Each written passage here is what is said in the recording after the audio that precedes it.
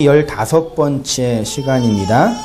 큰 광명과 작은 광명으로 설명되는 성도의 구원의 여정이라는 제목으로 말씀 함께 나누고 은혜를 나누었으면 좋겠어요. 지난 시간까지 우리는 창세기 셋째 날에 하나님의 창조의 사역을 이제 살펴보았잖아요. 셋째 날 하나님의 창조의 사역은 물을 한 곳으로 모으시고 모인 그 물을 뭐라고 칭하셨어요? 바다라고 칭하시고, 물이 거두어진 그 땅, 그것을 뭐라고 칭하셨어요? 뭇이라고 이제 칭하셨죠. 그리고 이제 그 물이 거두어진, 은혜의 물이 거두어진 뭇에 하나님께서 행하신 두 가지 중요한 사역이 있는데, 그것이 씨를 뿌리는 풀을 자라게 하시는 것과 그 다음에 씨를 맺는, 열매 맺는, 씨를 안에 가지고 있는 열매 맺는 나무를 하나님께서 이제 자라게 하셨죠. 그래서 이제 씨가 씨를 뿌리는 풀과 씨가 안에 있는 열매 맺는 나무는 단순히 한글 성경에 번역되고 있는 것처럼 풀이나 새싹이나 이런 것들을 만드셨다라는 그런 정보에 멈추어서는 안 되고, 그 안에 씨라는 그 제라라는 하나님의 그 구원론적인 언약이 담겨져 있는 그 이야기라고 했습니다. 그래서 창세기 3장 15절, 소위 말해 원시복음이라는 그 가장 중요한 복음의 이야기를 나누면서 여자의 후손, 즉 예수 그리스도가 뱀의 머리로 상징된 선악과 먹은 우리의 머리를 상하게 한다, 짓누겨서 주님의 교회로 이제 만드시는 하나님의 그 구원과 구속사의 이야기를 설명하고 있는 것이라고 했죠. 그래서 성도는 이렇게 예수 그리스도를 씨로, 말씀으로 받아서 그 씨를 담지한, 제라를 담지한 자가 되니, 그것으로 구약의 이삭과 요셉의 이야기를 통해서 그렇게 씨를 마음에 담은 하나님의 백성이 씨를 뿌려서 농사하여서 몇 배요? 100배의 복을 받아 뭐가 됐어요? 거부가 된 이야기는 그렇게 하나님의 백성이 씨로 구원받는 하나님의 자녀가 되는 이야기를 설명하는 것이라 했고, 요셉이 그 씨를 가지고 있어서 온 세상이 기근으로 먹을 양식이 없는 그때에 그 양식을 나누어 주고 뿌리는 자로 있는 모습을 통해서 성령으로 씨를 받은 이 땅의 교회가 그 양식을 담는 자로 서 있게 되는 그런 성도에 관한, 구원에 관한 이야기를 함께 나누었습니다. 오늘은 이제 넷째 날에 관한 이야기를 통해서 하나님의 말씀을 한번 상고해 보기를 원하는데, 창조는 7일 동안 창조한 거라고 알고 있지만, 실제로 하나님께서 세상을 창조한 날은 며칠이지요? 6일이지요. 그래서 첫째 날 빛과 어둠을 창조하시고, 둘째 날 궁창을 창조하시고, 셋째 날 이제 바다랑 땅을 창조하시는 이야기가 있고, 넷째 날, 다섯째 날, 여섯째 날이 있는데, 그게 첫째 날은 넷째 날과 짝을 이루고 있고요. 둘째 날은 다섯째 날과 짝을 이루고 있고요. 셋째 날은 여섯째 날과 짝을 이루고 있어요. 앞에 세 날은 창조와 구원의 전체 밑그림을 그리고 있는 거라고 한다면, 뒤에 세 날은 밑그림을 그린 것에 내용물을 집어넣는 것이라고 말할 수가 있어요. 그렇게 해서 이제 첫째 날 첫 번째 짝, 둘째 날 두 번째 짝, 셋째 날 세 번째 짝을 통해서 마지막 뭘 설명하시는 걸까요? 안식일, 안식이 무엇인지를 이 창조라는 창조의 사역, 결국 그거는 구원의 사역이죠. 그 창조로 설명되는 구원의 사역으로 우리에게, 하나님의 백성에게 뭘 설명하는 거예요? 안식이 뭔지. 그래서 안식을 설명해서 뭘 주신 거예요? 안식일을 주신 거예요. 안식을 설명하기 위해서 안식연을 주신 거고, 그리고 안식을 설명하기 위해서 안식일에 7번, 마지막 한 번 해서 희년을 우리에게 주신 거죠. 그러니까 이런 창조의 이야기를 통해서 안식이라는 구원과 완성에 관한 것을 설명하는 것이라고 여겨지는 거죠. 14절을 히브리어 원문으로 보면 이런 식으로 되어 있고요. 원문을 근거해서 이제 그 해석을 하자 보면은, 하늘의 궁창 안에 광명체라는 것이 있는데, 궁창 안에 광명체라는 것이 있는데, 그 광명체의 결과로 나타나는 현상이 6가지가 있어요. 첫째가 뭐예요? 낮. 둘째가 밤. 낮과 밤을 나누는 거고요. 그 다음에 뭐예요? 징조, 계절, 날, 해가 이루어지는 거라고 말하고 있지요. 여러분, 성경을 읽으시다가 성경 열심히 읽고 계시죠?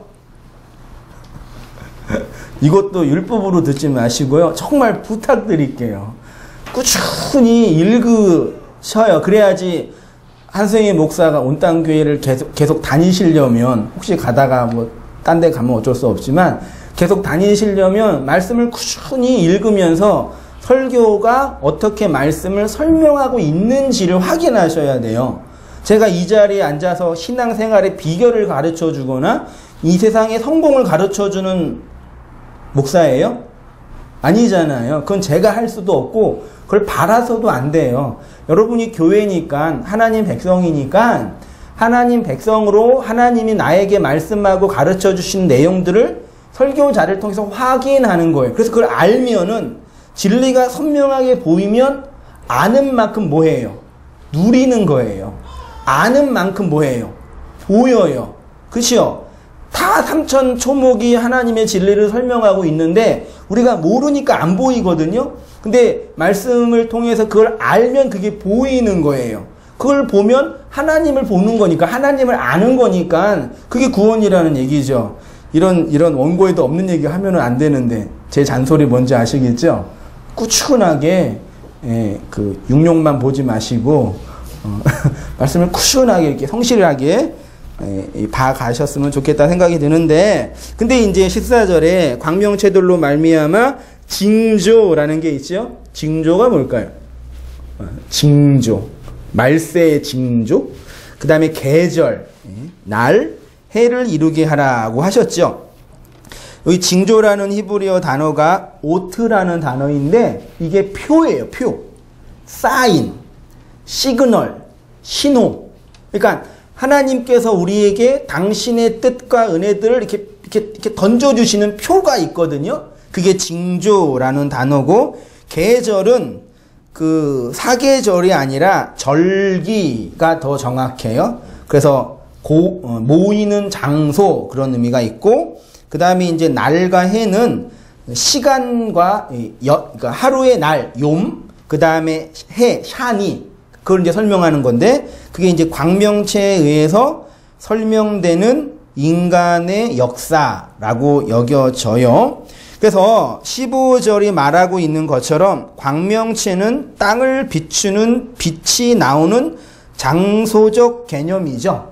이 광명체로 말미암아 이 지구에, 우리의 역사 안에 낮과 밤이 흐르고, 그리고 징조와 계절과 날과 해가 나타나는 거죠. 쉽게 말하면 해, 달, 별의 운행을 통해서 이 지구의 역사와 시간이 흘러가고 있음을 설명하는 거예요. 어렵지 않죠? 이게 이제 소위 말해서 일반 은총, 일반 계시라고 말할 수 있는데, 저는 이러한 일반적인 하나님의 그 이야기를 넘어서 이 안에 우리 교회를 향한 하나님의 구원에 관한, 구속에 관한 메시지가 담겨져 있음을 발견하고 그것들을 나누었으면 좋겠는데, 첫 번째로는 큰 광명과 작은 광명과 하늘의 별이 우리에게 어떠한 구속사적인 메시지가 될 수 있느냐. 단순히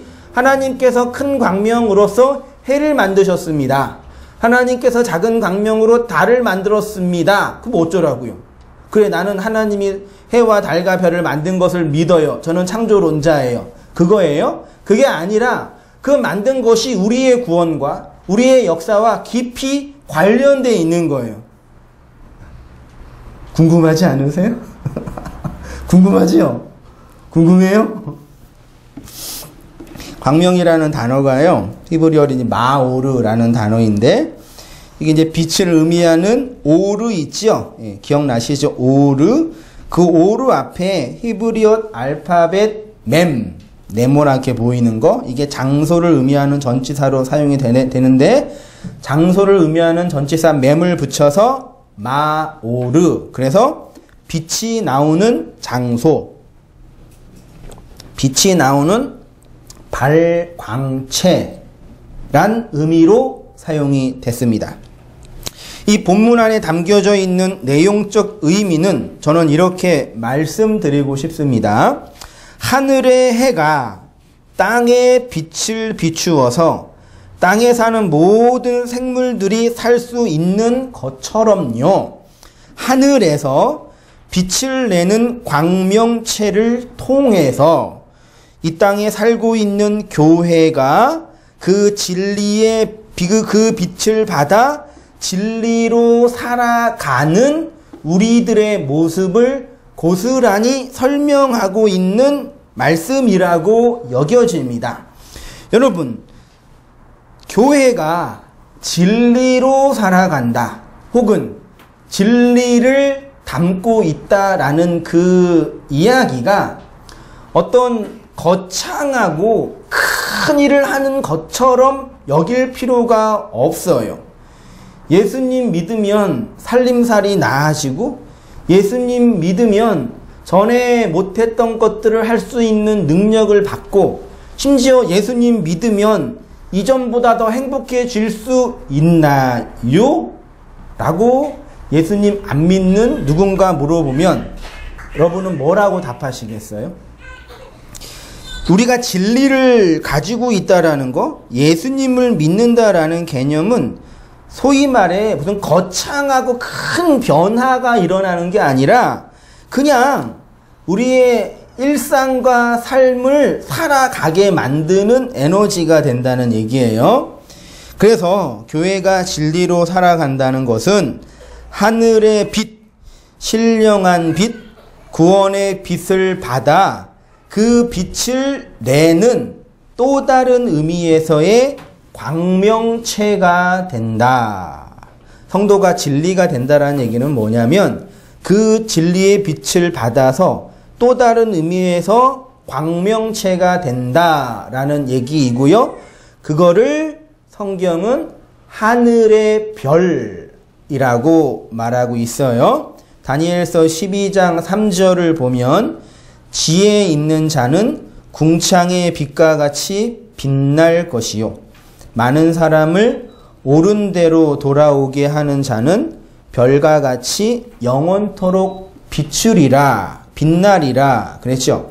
성경에서 지혜가 가지고 있는 내용이 뭐냐면 성전을 짓는 지혜라 그랬잖아요.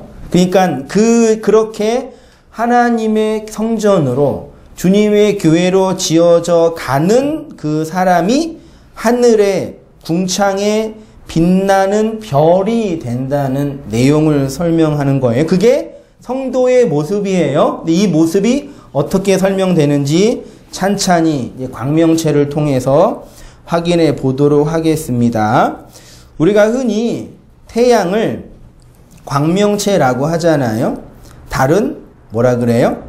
반사체라고 해요. 광명체란 단어가 가지고 있는 것처럼 스스로 빛을 내는 물질이에요. 그러면 태양이 어떻게 빛을 내고 있느냐? 달은 빛나요? 빛이 안 나요?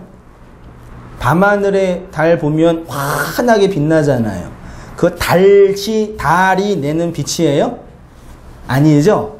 태양의 빛을 받아서 내는 빛이죠. 반사체라 그래요. 오직 태양만 스스로 빛을 내는데, 태양이 어떻게 빛을 내냐면, 제가 이걸 공부하려고 설교하다가 이게 왜 궁금했는지는 모르겠는데 이렇게 사전을 찾아봤어요. 이렇게 설명하고 있어요. 한번 보세요. 태양 안에는 핵이 있어요. 그치, 준이야? 핵이 있는데 그 핵 안에서 뭐가 일어나냐면 핵융합이 일어나요. 핵융합이 뭐냐면 태양 안에 수소 원자, 수소 가스가 있는데 그 수소 원자 4개가 융합하면 그게 헬륨으로 변환된대요. 4개의 수소 원자가 융합해서 헬륨으로 변환될 때 에너지가 나온대요. 그 에너지가 그 태양의 열을 만드는 에너지 근원인데, 그 열 온도가 몇 도냐면 15,000만 도 정도의 어마어마한 에너지가 나온대. 그게 열 에너지인데 그 열에 의해서 빛이 나오고 우리가 그 빛을 받아서 생명체로 살 수 있는 거거든요. 이렇게 일어난 핵융합에 의해서 빛과 열이 나는데, 그러면 태양 안에 그 수소 원자, 수소 가스가 다 없어지면 태양은 어떻게 돼요? 죽는 거예요. 그게 몇 년 후에? 50억 년 후에 태양이 죽는다라고 해요. 제가 이 과학 얘기를 왜 하는지 간파할 수 있으시겠어요? 태양이 어떻게 빛을 내냐? 핵융합인데, 그 신학적인 용어로 뭐예요? 그게 태양 자신이 자신의 몸을 죽여서 빛을 내는 거예요. 제가 그 말을 스스로 자신을 죽임으로 빛이 나고, 그 죽음으로 다 죽음이 완성되면 이제 사라지는 거죠. 이러한 자연의 법칙을 보면서 정말 모든 곳에 진리가 있다라는 것을 저는 확인하게 됩니다. 여러분, 교회가 어떻게 이 세상에서 진리의 빛을 발할 수 있겠습니까? 어떻게 여러분이, 성도님들이 진리의 빛으로 살 수 있겠어요? 우리는 여전히 죄와 악으로 가득 차 있는 죄인이고, 자기 욕망과 자기 의로 하나님을 대적하려는 성향이 강한 죄 덩어리인데, 어떻게 그런 우리가 진리라는 것을 담고 그 진리를 우리의 인생을 통해서 나타낼 수가 있겠느냐. 우리 밖에서 들어오는 진리의 말씀이 우리의 혼과 영과 관절과 골수를 찔러 쪼갤 때, 그 말씀이 우리의 심령을 파헤치고 들어올 때 우리 안에서 소위 말하는 핵융합이 일어나요. 그래서 그 안에서 말씀의 내용으로서의 은혜의 원리가 나오는 거예요. 그래서 나의 죄와 악과 탐욕과 탐심이 죽고, 그 죽음의 자리에서 생명이 진리의 빛으로 영혼을 살리는 양식으로 흘러나오는 것이에요. 이게 죽어서 살아나는 신앙의 비밀인 거죠. 여러분은 이 죽음으로 살아나는 신앙의 내용에 대해서 알고 계시는 거죠? 기독교 신앙은 비밀이기 때문에 눈이 열린 자들만 알 수 있는 거죠. 그래서 오직 하나님의 백성에게만 그 말씀이 진리로 떨어지는 겁니다. 그래서 그 말씀 앞에 반응하게 되는 거죠. 그게 핵융합이라고 굳이 과학적인 용어로 썼는데 제가 자주 말씀드린 자기 죽음과 자기 깨어짐이라는 얘기입니다. 인간의 존재와 역사가 부정당하고 인간의 자기의와 자기 가치가 깨트려지는 거죠. 그 속에서 진짜 생명, 온 우주를 밝히는 진리의 빛을 비추는 또 다른 의미에서 광명체가 되는 것이 성도의 실존 삶이라는 말이에요. 그래서 예수님께서 너희는 세상에 뭐라고요? 빛이다. 너희는 세상에 빛이 되기 위해서 노력하라. 그렇게 하지 않으셨어요? 너희는 세상의 빛인데 왜 그것뿐이 못 사니? 라고 하지 않으시고 너희는 세상의 빛이다 라고 말씀하신 거예요. 요한복음 8장 12절에서도 예수께서 또 말씀하여 이르시되 나는 세상의 빛이니 나를 따르는 자는 어둠에 다니지 아니하고 생명의 뭘 얻어요? 빛을 얻으리라 라고 합니다. 이렇게 하나님의 자기 죽음, 십자가에서 예수 그리스도의 죽음은 곧 하나님의 자기 계시라고 했잖아요. 하나님이 스스로 인간에게 자신을 설명하기 위해서 죽음으로 그 빛을 우리에게 비추신 거지요. 그러면 우리가 하늘의 강명체인 태양을 보면서 어떤 생각을 해야 되는 거예요? 하나님이 그렇게 자신을 죽여서 우리에게 당신의 빛을 보여주신 것을 알아. 그 하나님의 죽음의 의미를 알아들이며 살아가는 것이 신앙이고 믿음의 내용이라고 하는 거죠. 그러니까 하나님이 날 위해 죽으셨습니다. 그러면 이제 내가 하나님을 위해서 봉사해야 합니다가 아니라 그 하나님을 위한 봉사와 희생으로 하나님께 뭘 드리는 것이 아니라 그 사랑을 알아서 그 사랑의 빛을 내는 또 다른 광명체, 빛으로 살아가는 거예요. 그런데 대부분의 많은 사람들은요, 하나님을 위한다고 또 다른 의미에서 하나님을 위한 봉사를 이런 식으로 드리는 거죠. 미가서 6장 6절을 보시면 내가 무엇을 가지고 여호와 앞에 나아가며 높으신 하나님께 경배할까? 내가 번제물로 1년 된 송아지를 가지고 그 앞에 나아갈까? 여호와께서 천천의 숫 양이나 만만의 강물 같은 기름을 기뻐하실까? 내 허물을 위하여 내 맏아들을 내 영혼의 죄로 말미암아 내 몸의 열매를 드릴까? 사람아, 주께서 선한 것이 무엇임을 내게 보이셨나니 여호와께서 내게 구하시는 것은 오직 정의를 행하며 인자를 사랑하며 겸손히 내 하나님과 함께 행하는 것이 아니냐라는 얘기예요. 이사야 1장 11절을 보면서 그 광명체로 빛을 담은 하나님의 백성이 어떻게 있어야 되는지 다시 한번 확인해 볼게요. 여호와께서 말씀하시되 너희의 무수한 재물이 내게 무엇이 유익하뇨? 나는 숫 양의 번제와 살찐 짐승의 기름에 배불렀고 나는 수송아지나 어린 양이냐 수점소의 피를 기뻐하지 아니하노라. 너희가 내 앞에 보이러 오니 이것을 누가 너희에게 요구하였느냐? 내 마당만 밟을 뿐이니라. 헛된 재물을 다시 가져오지 말라.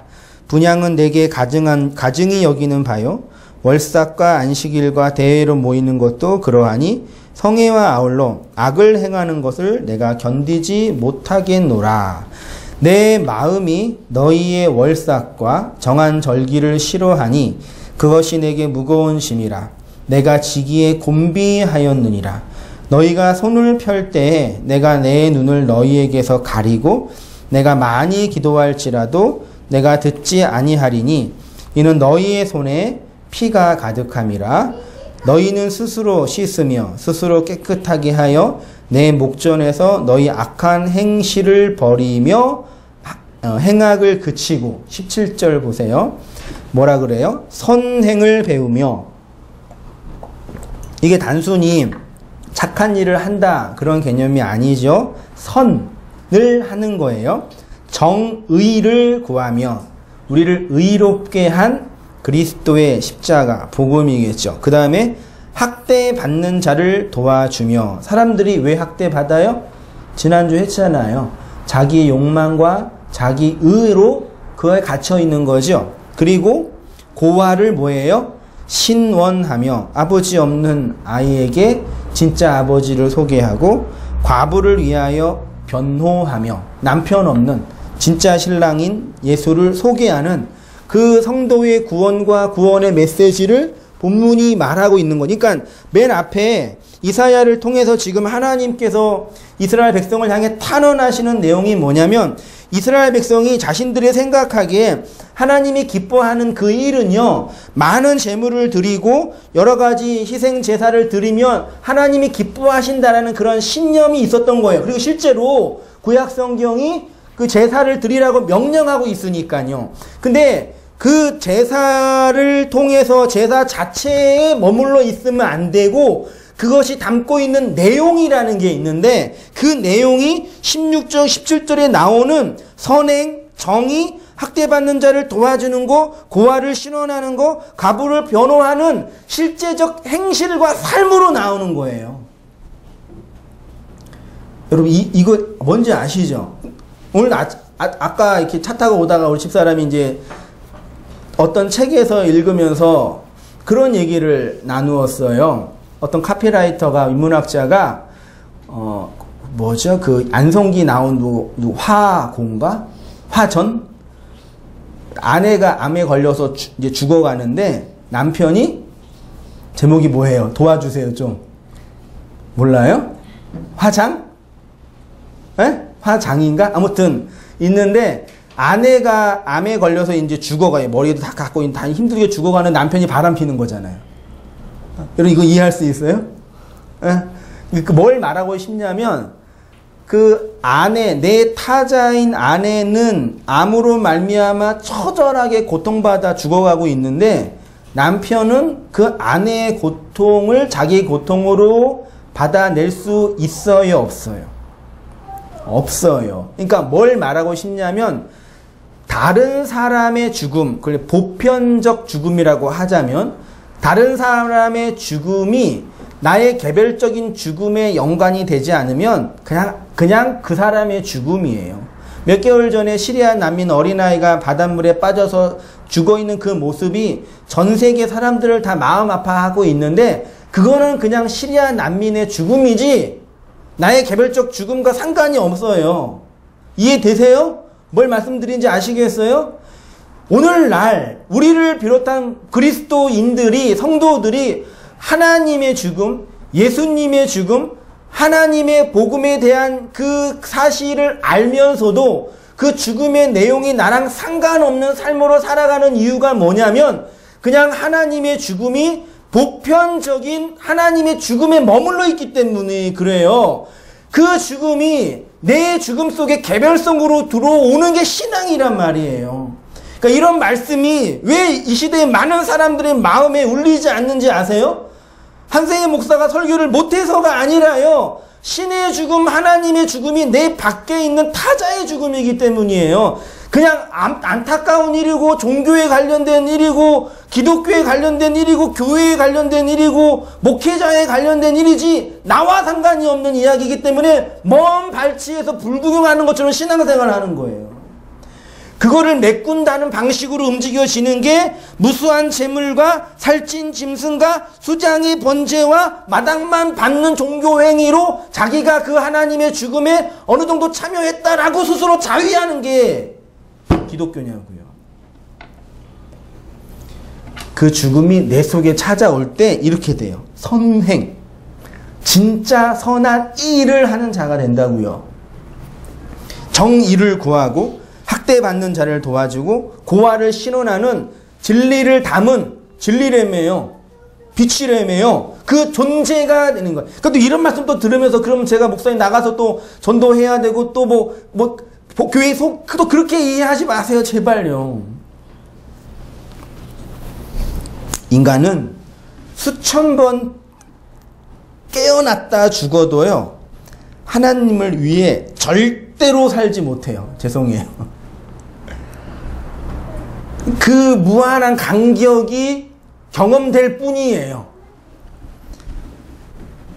그 하나님의 죽음이 무엇인지 안 자는 그 죽음으로 자신이 살아난 것을 알기 때문에 그 생명으로 살아가는 자가 되는 거예요.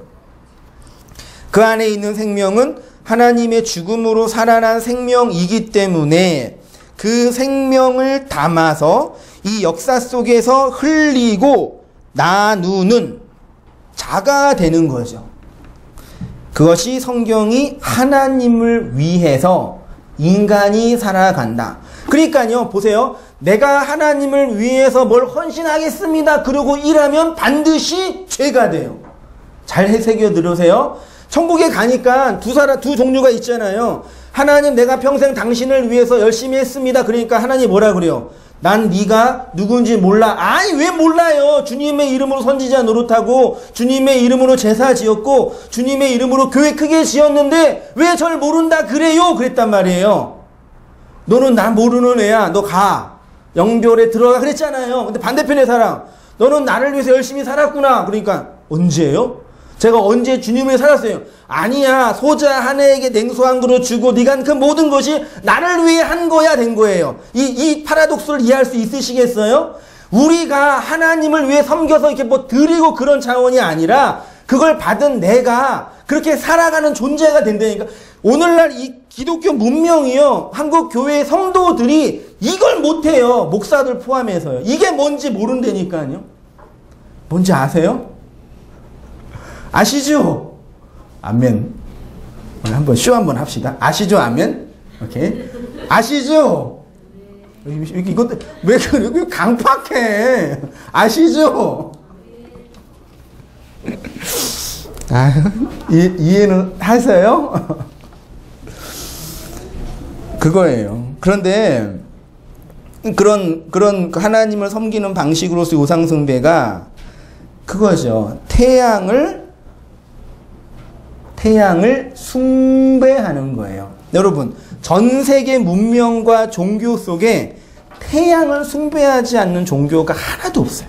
신기하지 않나요? 일월 성신을 숭배하지 않는 종교와 문화는 하나도 없어요. 그러니까 사람들 마음속에 그게 신, 하나님 이게건이라는 감각이 있는 거예요. 그런데 그리스도의 영으로 복음이 선포된 우리 시대에도 여전히 하나님을 믿는데, 그렇죠? 하나님을 믿는데 그 하나님을 뭘로 믿어요? 태양으로 믿는 거예요. 모든 빛의 근원이신 하나님이 그 광명체를 통해서 그 빛이신 하나님을 알아 그 하나님의 생명을 담으라고 태양을 주었음에도 불구하고 여전히 인간은 그 태양에게만 집중하는 거예요. 왜? 그 태양이 의해서 내가 먹고 살 수 있으니까요.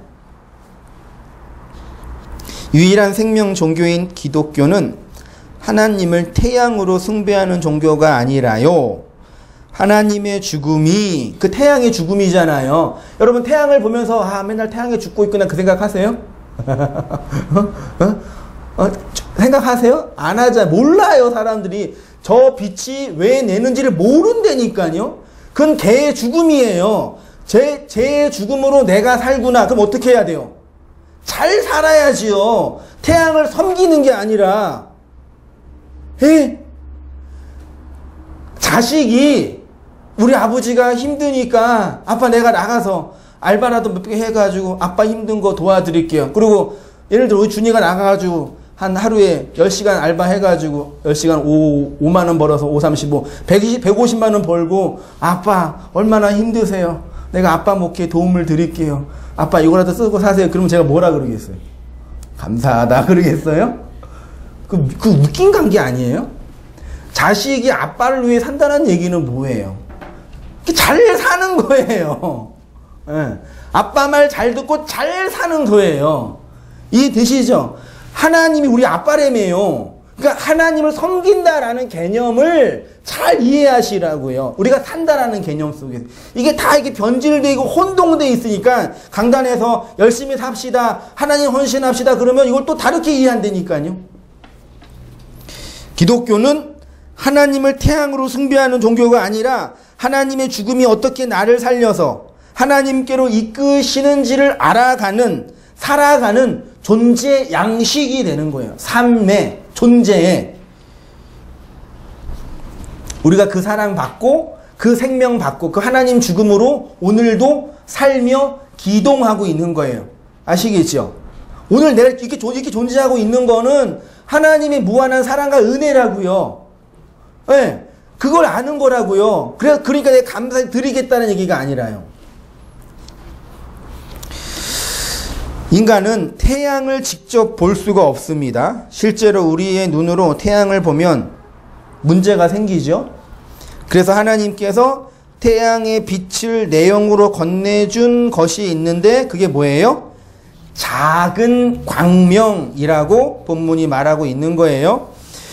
밤하늘에 달을 보면 그 달이 환하게 빛나죠. 요즘도 이제 밤하늘, 겨울 밤하늘 되게 이제 청명하잖아요. 지금 이제 다음 주가 동지예요. 그래서 이게 밤에 달 보면 아주 이렇게 반달, 초승달인가? 아무튼 이렇게 예쁘게 나와 있는데요. 그 달이 낮에 뜨고 있으면 잘 보여요, 안 보여요? 왜 안 보여요? 태양의 빛이 있으니까요. 달은 언제 봐야 돼요? 달은 언제 빛나요? 밤에요. 달이 왜 밤에 빛나요? 태양이 빛나고 있기 때문에요. 뭔지 아시겠어요? 밤이라는, 죄라는 우리의 역사 속에서 달의 빛을 보는 거예요. 그러면 그걸 보면 뭐가 보이는 거예요? 태양의 빛이 빛나고 있음이 확인되는 거죠. 그걸 제가 이렇게 정리했습니다.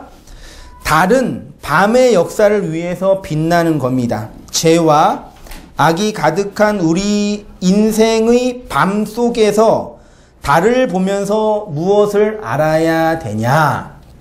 우리는 밤을 살고 있고 온 세상이 어두움이지만 이 어두움 때문에 달의 빛을 볼 수 있다라는 것을 아는 거죠.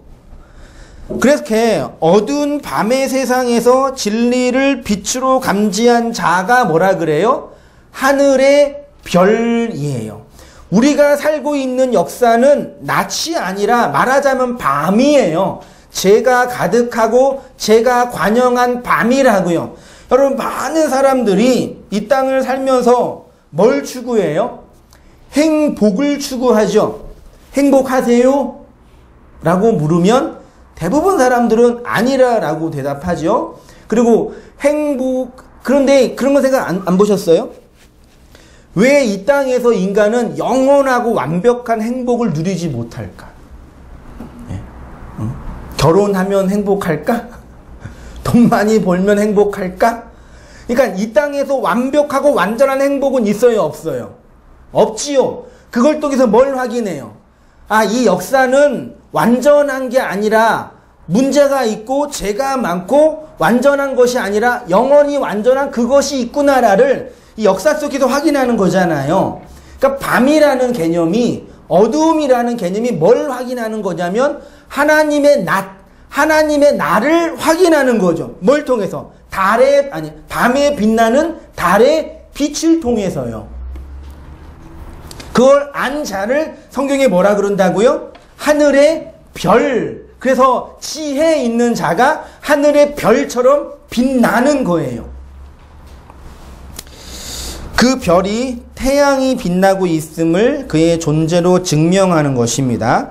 별이 빛나고 있는 것은 태양이 빛나고 있다라는 것. 태양이 죽고 있다라는 것의 또 다른 말이잖아요. 역사 속에서 교회가 바로 이렇게 밤 하늘에 빛나는 별이 되는 거예요. 두 번째로 살펴보고 싶은 거는요. 해와 달과 별에 의해서 이 땅의 역사가 움직이는 것을 통해서 성도가 이 땅에서 구원받고 구원을 이루고 구원이 완성되는지, 그거 우리 성도의 구원의 내용이 어떻게 해와 달과 별에 의해서 설명되는지를 말씀드리고 우리의 구원에 관한 이야기를 말씀드리고 정리해 보겠습니다. 재미있어요. 잘 한번 들어보세요. 해와 달과 별의 움직임에 의해서 씨를 뿌리고 곡식이 자라고 알곡을 거두고 창고에 넣고 안식을 누리는 것처럼요. 성도의 구원도 이 과정을 반복하여 하나님의 나라로 살아가고 또 완성되어 완전한 하나님의 나라를 준비하는 것입니다. 성장과 성숙은 단번에 어떤 경험을 통해서 완성되는 것이 아니라 하나님의 말씀이 어떻게 되고요? 심기워지고 그 말씀에 의해서 자라고 그리고 알곡이 되고 알곡을 거두고 겨울을 보내는 이 역사의 과정, 제가 그것을 직선적 나선형 구조라고 설명을 했는데 이걸 말씀드릴게요. 흔히 24절기라는 게 있지요. 24절기. 그 중국의 주나라 화북지방에서 처음 사용했다라고 하는데 24절기는 태양력이에요? 태음력이에요? 달력이에요? 태양력이에요? 음력이에요? 양력이에요? 24절기는 흔히 양력으로 알고 있잖아요. 근데 그 24절기는 기준이 뭐냐면 태양에 의해서 움직여지는 거예요. 제가 어떻게 썼냐면 태양의 위치가 환경인 영도의 날을 뭐라 그래요? 춘분이라고 해요. 3월 21일경. 이걸 중심으로 15도씩 움직여져서 24절기가 되는데 그 90도가 될 때는 하지, 여름의 시작이고 그 다음에 180도가 될 때는 뭐예요? 추분, 9월 23일경. 마지막 270도가 될 때는 뭐예요? 동지가 된대요. 다음 주가 동지예요. 네, 양력으로. 그리고 입춘에서 고구 사이를 봄이라고 하고요. 입하에서 대서 사이를 여름, 입추에서 상강, 이거 들어보셨어요? 난 처음 들어봤는데 책 보면서. 사이를 가을이라고 하고요. 입동에서 대한 사이를 겨울, 그래서 네 계절이 있는 거죠.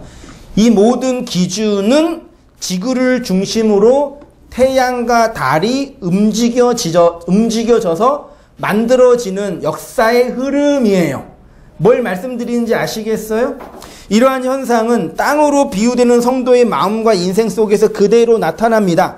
우리의 인생 속에서도 입춘을 통해서 씨가 뿌려지고 입하를 통해서 열매가 맺히고 입추의 어간을 통해서 열매를 거두어 들여서 곡간에 집어넣고 입동을 준비하며 살아가는 거죠. 이러한 성도의 인생의 구원의 여정은 구약 성경에서 세 절기로 설명을 했는데 출애굽기 23장에 아주 중요한 절기가 있어요. 23장 되게 중요한 말씀인데 안식일과 3대 절기가 있거든요. 보세요. 그러니까 아까 제가 저를 보세요. 창세기 7날, 창조의 7날은 6일 동안 창조하는 거는 6일이 뭐라 했어요? 짝이라 그랬죠. 첫째 날, 넷째 날, 둘째 날, 다섯째 날, 셋째 날, 여섯째 날. 세 개가 뭘 설명해요? 마지막 안식일을 설명하는 거예요. 예. 그러니까 6일 창조인데 사실은 3을 설명하는 거죠. 제가 그냥 읽다가 그냥 발견했어요. 전 너무 좋았는데 별로 여러분 안 좋군요. 우와 이랬는데 저는 우와 따라해볼까요? 우와 너무 저는 이렇게 말씀 밝으면 확 비늘이 벗겨지고 하늘이 열리는 그 영광스러운 경험인데 회중들은 이거 그게 뭔데요? 그런 거. 아무튼 그 삶이 뭘 설명한다고요? 안식을 설명하잖아요. 그게 출애굽기 23장을 보면은요. 안식일 계명이 나오고 그 다음에 3대 절기가 나와요. 그러니까 3대 절기는 뭘 설명하는 거냐? 안식을 설명하는 거예요. 그 안식이 구원이고 완성이고 종말이고 모든 거거든요.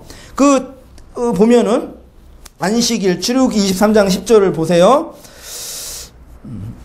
보이시죠? 다 함께 읽겠습니다. 시작. 너는 6해 동안은 너희 땅에 파종하여 그 소산을 거두고 7째 해에는 갈지 말고 묵혀두어서 내 백성의 가난한 자들을 먹게 하라. 그 남은 것은 들짐승이 먹으리라. 내 포도원과 감람원도 그리할지니라. 너는 6해 동안에 내 일을 하고 7째 날에는 쉬라. 내 소와 나귀가 쉴 것이며 내 여종의 자식과 나그네가 숨을 돌리리라. 내가 내게 이른 모든 일을 삼가 지키고 다른 신들의 이름을 부르지도 말며 또 입에서 들리게도 하지 말지니라. 그러니까 여러분 하나님께서 안식을 설명하기 위해서 가르쳐준 계명이 뭐라고요? 안식일 또 안식연 또 희년이 뭐예요? 안식년이 7번 되면 7번 반복되면은 77에 49 그 다음 날 50년이 되면 거기에 희년 되면 나팔을 크게 분 다음에 모든 백성들을 다 풀어주는 거예요. 구원의 날이에요. 완전히요. 그러니까 나팔이 그런 거예요. 희년의 날이거든요. 근데 이스라엘 백성이 가나안 땅에 들어가서요 단 한 번도 안식년을 안 지켰어요. 대단하지 않나요? 그것도 대단한 거예요. 왜? 돈과 관련되어 있으니까. 이걸 어떻게 풀어줘요? 내가 본 건데. 한 번도 안 지켰는데, 그래서 하나님 어떻게 해요? 그냥 지키게 해버려요. 어떻게 해요? 그 땅을 그냥 쉬게 해버려요. 이스라엘 백성을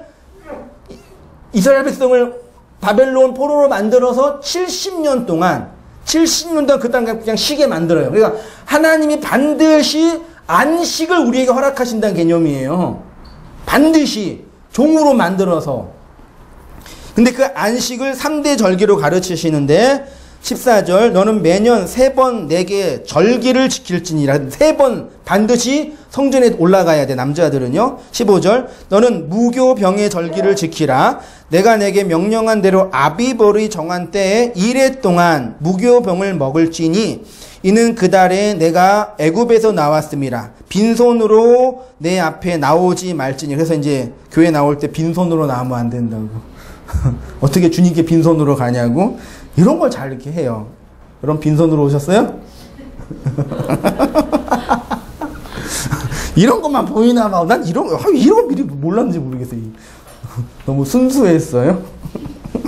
16절에 맥추절을 지키라. 이는 내가 수고하여 밭에 뿌린 것의 첫 열매를 거둠이라. 수장절을 지키라. 이는 내가 수고하여 이른 것의 연말에 밭에서 거두어 저장함이라. 어렵지 않죠? 무교절은 뭐예요? 이스라엘 백성이 구원받은 절기가 뭐죠? 무교절이 아니라 뭐예요? 원래는 유월절이에요. 절 보세요. 유월절은 아비벌 14일이에요. 14일까지 양을 보관하고 있다가 그날 밤이에요. 또 희한해요. 그날 밤에 양을 잡아요. 양을 잡아서 밤새도록 가족과 함께 양을 먹고 피는 문설주와 임방에 발라요. 그러면 어둠에 지나갈 때 패스오버, 구원받는 거죠. 그게 유월절이거든요. 유월절 다음 날부터 15일 동안 지켜지는 절기가 뭐예요? 그게 무교절이에요. 무교절에 뭐 먹어요? 무교병을 먹어요. 병이 뭐예요? 나는 병이 뭔지 몰랐는데 이게 빵이에요. 빵. 오병이어 빵. 무교로 된 빵. 무교는 뭐예요? 빵에 원래 이게 부풀리면 뭘 넣어야 돼요? 효모를 넣어야 돼요. 그게 누룩이잖아요. 누룩을 넣지 않는 빵이 무교병이거든요. 무교병은 누룩이 없는 빵 맛있을까요? 맛없을까요? 아주 딱딱한 그 씹기도 어려운 그거예요. 그거를 15일 동안 먹으면서 내가 어떻게 구원받은지를 아는 절기가 무교절이에요. 그게 무교절이고, 두 번째 절기는 그게 이제 무교절의 의미를 제가 이건 읽어봐야 되겠네요. 절기가 뭐냐면요. 줄친 거. 무교절은 유월절과 함께 있는 절기로 어린 양의 죽음으로 애굽에서 나온 혼합된 음식이 아닌 순수한 진리의 양식을 먹는 성도의 구원을 상징하죠. 쉽게 말하면 하나님의 진리가 처음으로 우리에게 떨어져 애굽의 옛 자아가 죽고 진리에 의해서 새로운 자아로 출생한 성도를 기념하는, 그게 구원론적으로 말하면 중생, 거듭남, 회심, 우리 안에 그 하늘의 씨가 심겨진 그 날을 함께 기억하는 절기가 무교절이에요. 그 다음에 맥추절은 뭐냐면 오순절, 칠칠절이라고 하는데 씨를 뿌린 것의 첫 열매, 우리의 첫 열매로 거두어진 분이 누구죠? 첫 열매 하면은 예수님이에요. 첫 번째 아들. 그 예수님을 통해서 우리가 예수님처럼 그렇게 하나님 나라로 거두어질 것이라는 걸 예표하는 거겠죠. 그게 맥추절, 오순절. 오순절날 뭐가 임했어요? 예수님 십자가에서 죽고 성령이 임했잖아요. 성령이 임해서 우리가 하나님의 자녀로 거듭난 거잖아요. 거두어진 거죠. 그게 오순절, 맥추절이고, 수장절은 뭐냐면 1년 동안 일했던 그것을 다 거두어서 어디다 집어넣어요? 양식을 곳간에, 창고에, 어디에? 하나님 나라에. 그래서 하나님이 예수님이 구원을 설명할 때 마지막 때에 알곡은 모으고 쭉저기는 버린다 그랬죠. 모아서 하나님 나라에 집어넣어서 하나님 나라를 완성한다는 얘기예요. 근데 이 이야기가 유월절, 무교절, 맥추절, 수장절이 한 번에 이루어지는 것이 아니라 우리의 전 인생을 통해서 어떻게 돼요? 반복되는 거예요. 하나님의 말씀을 듣고 계시죠? 들리시죠? 그 말씀이 진리의 씨로 우리 안에 심기어지면 그 말씀이 내는 열매가 있어요. 우리가 열심히 하고 우리가 노력을 해서 내는 열매가 아니라 하나님의 말씀만 내는 그 열매가 있다니까요. 할렐루야. 하나님의 말씀이 내 안에 들어오면 그 말씀이 내는 열매가 인간의 노력과 인간의 행위로 만들어내는 열매가 아니라 말씀이 내는 열매. 우리 아이들 아이들을 키우고 아이들이 어디서 나왔어요? 엄마 아빠의 씨에서 나왔잖아요. 그게 엄마 아빠의 씨가 내는 열매잖아요. 그것처럼 하나님의 말씀이 우리 안에 들어오면 인간의 행위가 아닌 그 하나님에 의해서 나타나는 그게 있어요. 그렇게 들어왔죠. 그리고 그것이 하나님 나라의 곳간으로 저장되는 거예요. 양식이 있는 자가 되는 거예요. 그게 계속 반복되면서 성도의 구원의 여정이 완성이 되는 건데, 제가 그걸 어떻게 표현했냐면 두껍게 줄쳤죠. 직선적 나선형으로 움직여져요. 이게 되게 중요해요. 여러분 절 보세요. 뭐라고요? 직선과 나선 잘 기억하세요. 그러니까 그 기독교 전 세계 문명 속에서 그 범신론이라는 게 있잖아요. 범신론은 뭐예요? 이 인간의 역사가 돌고 돈다. 시작이 있고 끝이 있고 봄, 여름, 가을, 겨울 돌잖아요. 맞아요, 틀려요? 이 맞아요, 틀려요? 맞잖아요. 예. 근데 범신론인데 기독교 역사가는 뭐예요? 직선이에요. 시작이 있고 끝이 있어요. 창조, 종말이 있죠. 예. 근데 제가 말씀을 묵상하면서 그냥 제가 개인적으로 묵상을 생각하는데 어떤 거냐면요. 우리가 어떻게 성장해 가냐면 예수님의 말씀을 듣고 씨가 들어오면 그 씨에 의해서 최종적인 목표를 향해 끊임없이 가게 되거든요. 근데 그 가는데 그냥 쭉 가는 게 아니라 어떻게 가요? 가다가 떨어지고 꼬꾸라지고 가다가 떨어지고 왔다 갔다 그러죠. 안 그러세요? 항상 꾸준히 가세요? 아, 왜 그러세요? 꾸준히 가세요? 꾸준히 안 가고 그냥 가긴 가는데 제대로 못 가는 것처럼 느껴지지 않나요? 우리의 신앙생활 돌아봐. 예수 믿고 변한 거 있으세요? 주일날 교회는 꼬박꼬박 오지만 또 꼬박꼬박 또 안 오시잖아. 뭐 변한 게 뭐가 얼만큼 있어요? 그러니까 그렇다고 또 안 변한 거 있어요? 그러니까 변한 것 같기도 하고 안 변한 것 같기도 하고 오늘이 어제 같고 어제가 오늘 같고 올해가 작년 같고 작년이 올해 같고 아니에요? 항상 여러분 이렇게 충만하게 나는 그리스도인으로 잘 살고 있어 그러지 않잖아요. 솔직히 사람은 쉽게 안 변하거든요. 근데 그게 어떻게 제가 이제 묵상하면서 했냐면 우리의 인생이 계속 돌아요.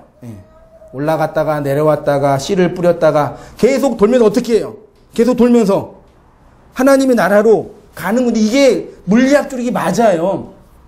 태양계가 이런 얘기 싫어할 때 태양계가 우주를 돌고 있어요. 태양이. 근데 태양이 돌고 있는데 어떻게 도냐면 지구가 태양주를 이렇게 돌면서 돌아요. 그러니까 직선 운동이 바른 목표를 향해 가기 위해서는 그 안에 있는 물체가 회전 운동을 해야 돼요. 말하자면요.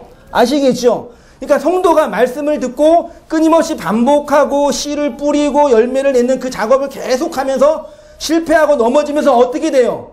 그러니까 난 좌절했다. 나는 넘어졌다. 나는 성도로서 충분하지 않다. 거기에만 머무르지 마시고 그런 좌절과 반복을 통해서 뭐가 나와요? 에너지가 나오는 거라니까요. 어디를 향해? 최종적인 목표를 향해 갈 수 있는 그 에너지가 그게 성도의 구원의 여정이라는 얘기예요. 이 얘기를 이제 전통 기독교는 이미 얻은 구원, 아직 완성되지 않는 구원으로 설명했는데 조금 더 나아가서 이렇게 하나님의 말씀의 씨가 들어오고 잘 들어야지 그러니까요. 계속 듣고 들어도 다 이해는 못하시죠. 다 들어오지 못하죠. 그렇지만 들어와서 열매가 맺고 씨가 자라고 또 거두어져서 곡간에 들어가고 그런 작업을 계속 하다 보면 어떻게 돼요? 나도 모르는 사이에 움직여지는 거죠. 또 그런 간증 듣잖아요. 또 듣다 보니까 그래서 그러는지 알게 된다고.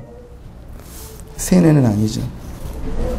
제가 그렇게 썼습니다. 늘 반복되는 것 같지만 어떤 의미에서 우리의 일상과 역사는 늘 반복되는 것처럼 보입니다. 그날이 그날 같고 오늘이 어제 같으며 올해가 작년 같지요. 그러나 이렇게 반복되는 일상 속에서 우리 안에 놀라운 변화와 성장과 성숙이 있어요. 왜냐하면 하나님의 역사는 시작이 있고 끝이 있는 직선이면서 우리의 반복되는 일상이 그 직선을 품고 돌아가고 있기 때문이죠. 그러니까 전천년 기독교 문명이 뭘 오류를 범했냐면은 뭔가 하나님을 위하여 열심히 헌신하고 우리 인생을 바치고 그 드리는 어떤 그런 뭐라 그럴까요? 그런 어떤 경험이나 그런 어떤 인생의 그런 건 되게 가치 있게 했는데 그렇게 우리의 반복되는 소소한 일상 우리의 자연스러운 일상의 그 의미가 복음과 설명에 있어서 설명하기 매우 어려워졌던 것 같아요. 근데 그게 아니에요. 오늘 먹고 오늘 자고 오늘 하고 있는 그 모든 행위를 통해서 어떻게 돼? 우리가 성장하고 성숙해 가는 거죠. 우린 그렇게 어떤 지점을 향해서 가고 있는데 그 지점에 도달하기 위해서는 계속 뭐 해야 돼요? 돌아야 돼요.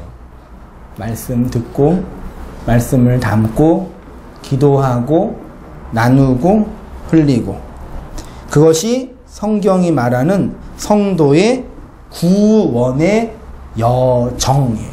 구원의 여정. 그러니까 하나님의 말씀을 진리의 씨로 받은 성도는 반드시 성장하고요. 성숙하고요. 그런 과정이 진행되는 겁니다. 우리의 성품과 성향과 사회적인 위치가 더 좋은 쪽으로 성숙해 가는 것이 아니라 하나님의 말씀에 의해서 그 생명에 의해서 장악당하여 열매로 나오는 그 양식과 씨가 있다라는 얘기예요. 그러니까 어떻게 해야 돼요? 하나님의 부르신 그 부름을 향해서 끊임없이 분투하고 노력하고 달려가야 되는 거라니까요. 성경을 읽다 보면 끊임없이 서신서가 우리에게 뭐예요? 분투하고 노력하고 다름박질하고 달려가라고 끊임없이 얘기해요. 그 열심히 촉발된다라고 표현하면 좀 어렵지만 하나님이 그렇게 우리를 이렇게 끌려가는 열심이 있다니까요. 그렇죠, 여러분? 말씀을 듣고 그 말씀에 반응하게 되면 내 힘으로는 안 되는 그 하나님의 열심에 의해서 가는 성도의 인생이 있어요. 거기에서 눈물이 있고 고난이 있고 그래서 기도하게 되고 의지하게 되고 말씀을 찾게 되고 원망도 하고 그렇게 우리가 하나님의 자녀로 언약의 백성으로 이렇게 성숙하고 풍성해지는 거예요. 그게 빛인 교회의 존재라니까요. 우리를 그렇게 만들려고, 그렇게 행하려고 오늘도 말씀하시고 인도하시고 교회를 세우시고 성도를 세우시고 이끌어 가시는 거예요. 그것을 통해서 나를 사용하시어 거두어 드리는 하나님의 열매이고 하나님의 씨인 거죠.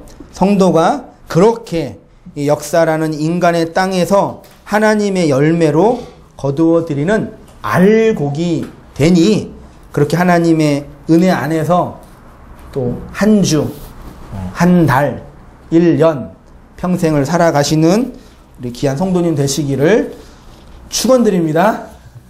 기도하겠습니다.